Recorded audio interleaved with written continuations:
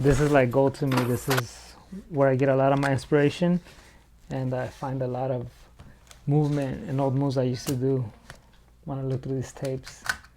I need Rock Rite on the floor.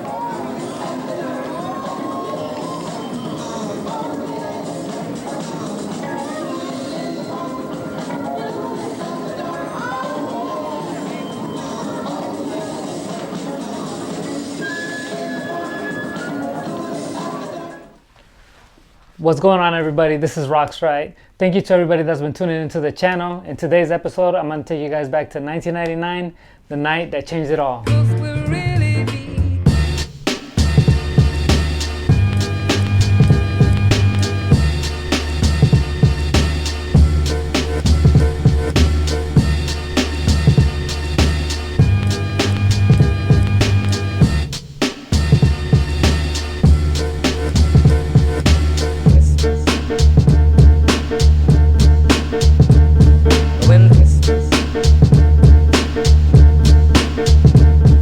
The one right here in this photo. I had just turned 17. I had been breaking for 4 years. On this night, the winner of this event would get a plane ticket to Miami for the bboy Masters Prime, which was one of the biggest events in the world at that time. Going up to this event, some of my crew members had already bought their own plane tickets. Me being a 17-year-old kid without a job, I didn't really have the money, so this event was my chance to go and hang out with them at, this dope ass event. And I remember just, building up a little bit of buzz for myself up to this point. I had won a few battles in Sacramento and Sonoma County, so I was just this underground kid building a buzz for himself. Being an up-and-comer in general, I think it's quite hard for a scene where not everybody's guaranteed to make it, right? You break to break. You're into it because you love it. Nobody gets into this to get rich. This is just what you do. It's about respect. It's about having skills. It's about having that recognition amongst your peers and just being into it because you love it, right? So there was no end goal in sight. It was like we were just doing this. So coming up in the scene or that period in your breaking for me was something very special because I had a lot of fun doing it. I was the shadow figure, the guy in the bag, the element of surprise, and that just gives you a different type of excitement in breaking. And for sure, I definitely cherish that time. Of course, I appreciate what I have now without a doubt, but without those moments, I wouldn't be where I am at now. So my crew and myself get to the event. The event's Break Mania. We show up, we sign up. For me, being mad thirsty, I signed up for the 2-on-2 and the 1-on-1. I just really wanted that plane ticket to go hang with the crew, get to the event, start warming up, just dropping rounds. Being a 17-year-old kid, you don't really need to warm up. You start throwing shit anyways. They start off with the 2-on-2, and in the 2-on-2, me and my crew member, we actually had to battle Flowmaster and Wicket. I was mad intimidated because these guys to me were already legends, and to get to go head to head with them was like, mind blown. So we battle them and we lose right away. In the 1-on-1, they call my name. It's 2 rounds of prelims, and they're actually only picking the best 4 guys. So, I dropped my rounds, I felt okay. And then they call my name for the top 4. So I was like, oh shit, I made it to the top 4. Then they call the names for that, and it's a kid from the Bay, I don't remember his name. Then they call Maya from Rock Force, who was another dope b-boy. Then they call Crumbs, who's at that time probably the best competitive, if not one of the top b-boys in the world. So I walk into that cypher like, oh shit. I start, just dropping rounds. I look at it now as like, damn, why did I waste so much energy? I went after every guy, every round, 1 corner, 2nd corner, 3rd corner. When I look at it now, it's probably so draining.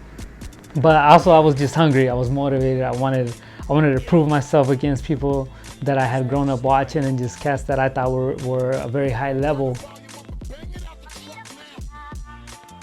After the 4-way battle, we're sitting there waiting in anticipation for the finalists to be called.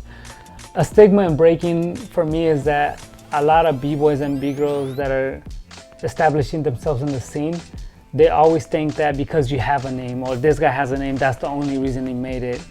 But that's how I thought as well. I was coming up and I figured they would have Maya and Crumbs battle it out in the final battle because they're the guys with the most experience.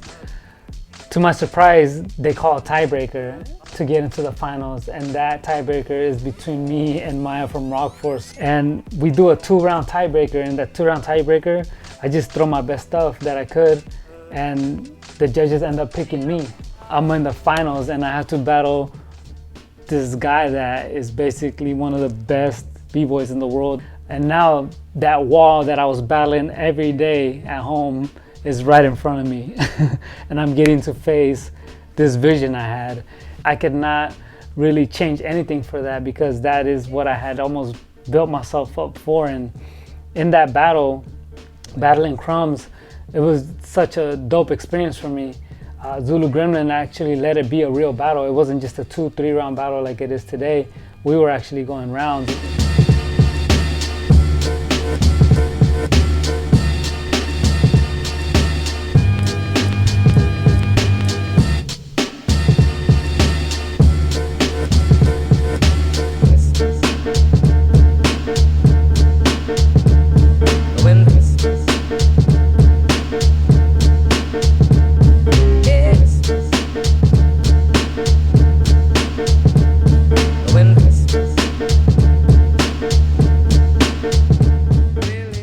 So we're just going back and forth, and we ended up battling around 9 rounds in the final battle.